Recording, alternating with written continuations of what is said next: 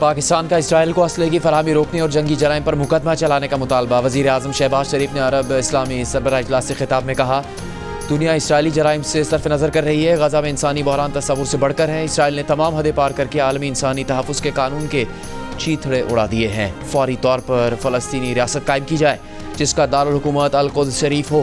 वज़ीर आज़म शहबाज शरीफ का इसराइल के ईरान के खिलाफ इक़दामात पर इज़हार तशवीश। लबनान पर हमलों की भी मज़म्मत की।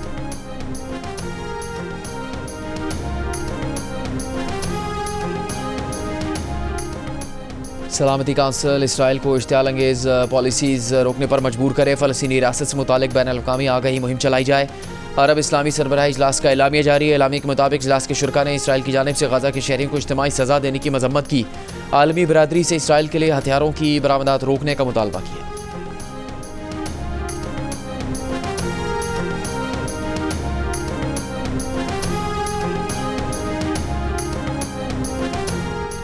भारत की हटधर्मी के खिलाफ पाकिस्तान की पॉलिसी मौजूदा ICC साइकिल के माली मामलात पर गहरा असर डाल सकती है। ज़राए के मुताबिक ICC की तरफ से अंदाज़ा है कि अगर पाक भारत मैचेस ना हो सके तो ना सिर्फ ICC बल्कि इसके ब्रॉडकास्टर्स को भी माली खसारे का सामना करना पड़ सकता है। माहौलियाती आलूदगी, मौसमियाती तब्दीली और ग्लोबल वार्मिंग पर मुमकिन खतरात से निपटने के लिए अज़रबैजान में कॉन्फ्रेंस ऑफ द पार्टीज़ का इजलास। आलमी रहनुमा और माहिरीन की शिरकत। इजलास में कार्बन गैसेस के अखराज में कमी और ग्लोबल वार्मिंग से निपटने के तरीक़ेकार और इस मकसद के लिए माली वसाइल की फराहमी पर बातचीत की जाएगी। तरक्की पजीर ममालिक को आबो हवा की तब्दीली के असरात से निपटने के लिए माली वसाइल की फराहमी पर भी बात होगी। पाकिस्तान की नुमाइंदगी के लिए वज़ीर आज़म की कोऑर्डिनेटर बराए मौसमियाती तब्दीली रुमैना खुर्शीद की क़यादत में वफ़द बाकू पहुँच गया। वफ़द पाकिस्तान में माहौलियाती इस्तेहकाम के लिए इक़दामात को उजागर करेगा। आलमी शराकतदारों के साथ ताउन के नए मौक़े तलाश करने की कोशिश करेगा।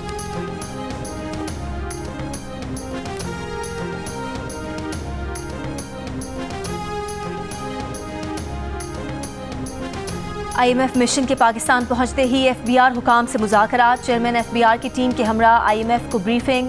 ज़राए वज़ारत ख़जाना के मुताबिक हुकाम ने IMF को जुलाई तक अक्टूबर टैक्स हदफ में 190 अरब के शॉर्टफॉल से आगाह किया।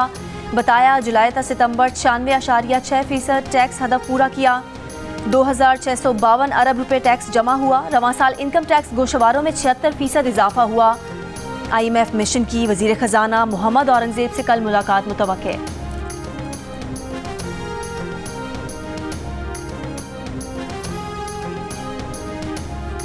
हुकूमत मुल्क की 18 IPPs के साथ आइंदा 2 हफ्तों में टेक एंड पे मोड के तहत दोबारा मुआहदे तय पाने का इम्कान। द न्यूज़ में शाह खालिद मुस्तफ़ा की रिपोर्ट के मुताबिक जिन 18 IPPs के साथ टेक एंड पे मोड के तहत मुआहदे होने का इम्कान है उनकी मजमूई पैदावारी सलाहियत 4267 मेगावाट है।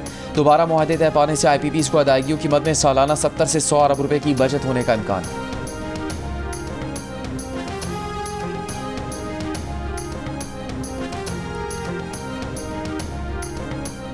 पाकिस्तान स्टॉक एक्सचेंज का एक और नया रिकॉर्ड। 100 इंडेक्स 94,000 की सतह अबूर कर गया। कारोबार के इख्तिताम पर 100 इंडेक्स में 356 पॉइंट्स का इजाफा 93,648 पॉइंट्स पर बंद हुआ।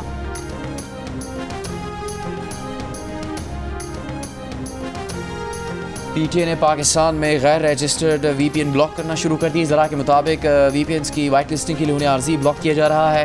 गैर रजिस्टर्ड VPNs सिक्योरिटी रिस्क हैं। गैर रजिस्टर्ड और गैर कानूनी VPNs एहसास और गैर कानूनी मवाद तक रसाई हासिल कर सकते हैं। PTA ने साल 2010 में VPNs की रजिस्ट्रेशन का आगाज़ किया था। अब तक तकरीबन 20,500 VPNs रजिस्टर किए जा चुके हैं। पाकिस्तान में 24 से ज़ायद VPNs को ब्लॉक करने का 6 घंटे तवील ट्रायल। जंग और द न्यूज़ में शाया होने वाली उमर चीमा की रिपोर्ट के मुताबिक इतवार को शाम 4 बजे से रात 10 बजे के दरमियान फायरवॉल के तजुर्बे के दौरान मुल्क के मुख्तलिफ हिस्सों से महदूद रसाई की शिकायत सामने आई हैं।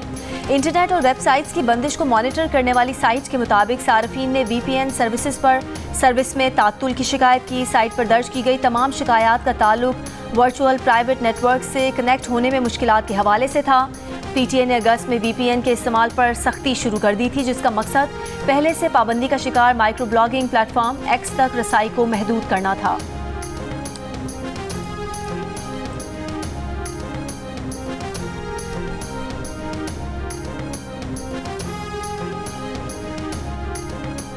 जमीयत उलमा इस्लाम के सरबराह मौलाना फजलुर रहमान का कहना है कि इंसदाद दहशतगर्दी एक्ट में तरमीम 26वीं आईनी तरमीम और जमहूरियत की तौहीन है। किसी को शक की बुनियाद पर 90 रोज़ तहवील में रखना बुनियादी इंसानी हकूक़ की खिलाफ वर्जी है। बरतानवी शहर वेकफील्ड में खिताब में कहा कि हम महफूज पाकिस्तान के लिए मजबूत फ़ौज के कायल हैं।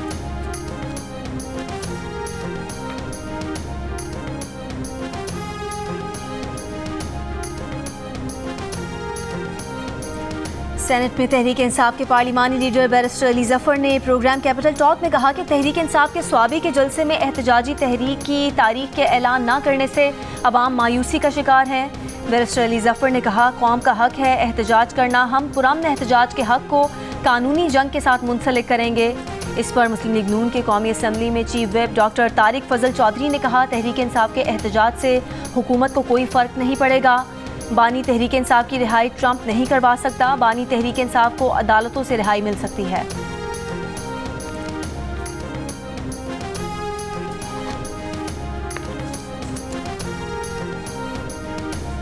£190 मिलियन रेफरेंस में पीटीआई के वकील ने 342 के बयान के लिए वक्त मांग लिया। डयाला जेल में समाअत के दौरान वकील सफाई ने कहा, इस्लामाबाद हाई कोर्ट का हुक्म है कि पहले बरीयत की दरखास्तों पर फैसला किया जाए। अदालत ने कहा, इस्लामाबाद हाई कोर्ट से ऐसा कोई हुक्म अभी तक नहीं मिला। नैब प्रोसिक्यूटर ने मौक़िफ़ अपनाया है कि बानी पीटीआई और बुशरा बीबी दोनों मुल्ज़िमान अदालत में मौजूद हैं। 342 के बयान रिकॉर्ड किए जाएँ। वकील फैसल चौधरी ने कहा कि 342 का सवालनामा 79 सवालात पर मुश्तमिल है। 14 दिन का वक्त दिया जाए। एहतसाब अदालत ने समाअत 13 नवंबर तक मुलतवी कर दी।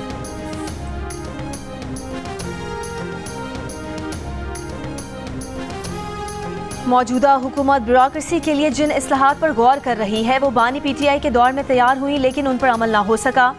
द न्यूज़ के एडिटर इन्वेस्टिगेशन अंसार अब्बासी की रिपोर्ट में कहा गया है कि सिविल सर्विस इस्लाहात पर बानी पीटीआई के दौरे हुकूमत में सिविल सर्विस के ढांचे, प्रोसेस और मराद को जदीद बनाने के लिए तजावीज़ की दस्तावेज़ात तैयार की, लेकिन काबीना की मंजूरी के बावजूद कई तजावीज़ पर अमल नहीं हो सका। रिपोर्ट में कहा गया है कि पीटीआई दौरे हुकूमत में टास्क फोर्स बराए सिविल सर्विस रिफॉर्म ने मौजूदा CSS इम्तहानात की स्कीम तब्दील करने, इब्तदाई screening test, domain based cluster पर मबनी इम्तहान, साइकोमेट्रिक तशखीस, स्ट्रक्चर्ड इंटरव्यूज़ और सिस्टम ऑटोमेशन मुतारिफ कराने की तजवीज़ दी थी।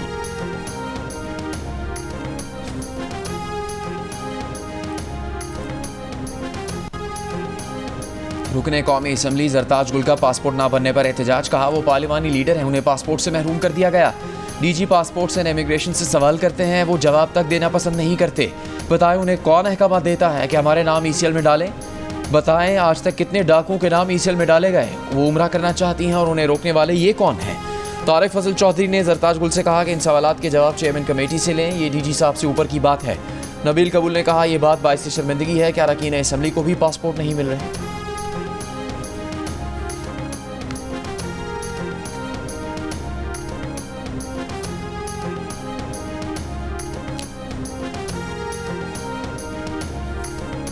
बलोचिस्तान हुकूमत का रेलवे स्टेशन धमाके पर 3 रोज़ा सोग। सरकारी इमारतों पर कौमी परचम सरनिगू। वज़ीर आला बलोचिस्तान सरफराज बुगटी की ज़ेर सदारत सूबाई काबीना के इजलास में बम धमाके की मजम्मत। शहदा के लिए फातह खानी। वज़ीर आला बलोचिस्तान सरफराज बुगटी का कहना है कि दहशतगर्दों से पूरी तवानाई के साथ लड़ेंगे। कोयटा से चमन और अंदरून मुल्क के लिए ट्रेन सर्विस अगले 4 रोज़ के लिए मुअत्तल कर दी गई।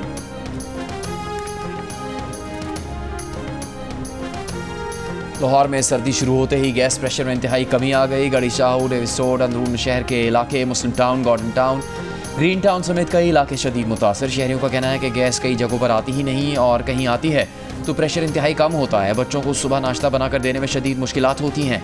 महंगी LPG खरीदने या लकड़ियाँ जलाने पर मजबूर हैं। MD सुई नॉर्दर्न का कहना है कि सर्दियों में गैस की तलब 3 गुना बढ़ जाती है।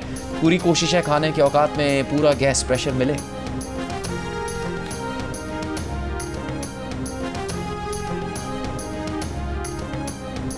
चाहते हैं स्टील मिल बहाल करें, इस काम में रूस मदद करे। वज़ीर आला सिंध सैयद मुराद अली शाह से रूस के सफ़ीर की मुलाकात में गुफ्तगू। वज़ीर आला ने तजवीज़ दी कि स्टील मिल का नया प्लांट लगाया जाए तो बेहतर होगा। रूसी सफ़ीर ने कहा, अगले हफ्ते रूस और पाकिस्तानी माहिरीन स्टील मिल की बहाली पर ऑनलाइन तबादला ख्याल करेंगे, जिसके बाद रूस का वफ़द स्टील मिल का दौरा करेगा। वज़ीर आला ने कहा, स्टील मिल सिंध की आवाम को शहीद भुट्टो का तोहफ़ा है जिसे हम चलाना चाहते हैं। तर्जुमान ने बताया, मुलाकात में रूस से इलेक्ट्रिक बसेस कराची में लाने पर भी बातचीत की गई।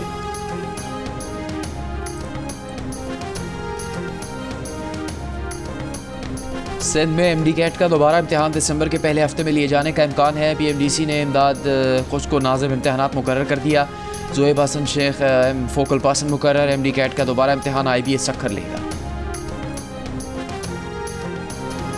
मधुर आवाज़, गायकी का मुनफरद अंदाज, ए नैयर के गीतों की ताजगी आज भी बरकरार। चाहने वाले ए नैयर की 8वीं बरसी नहीं भूले।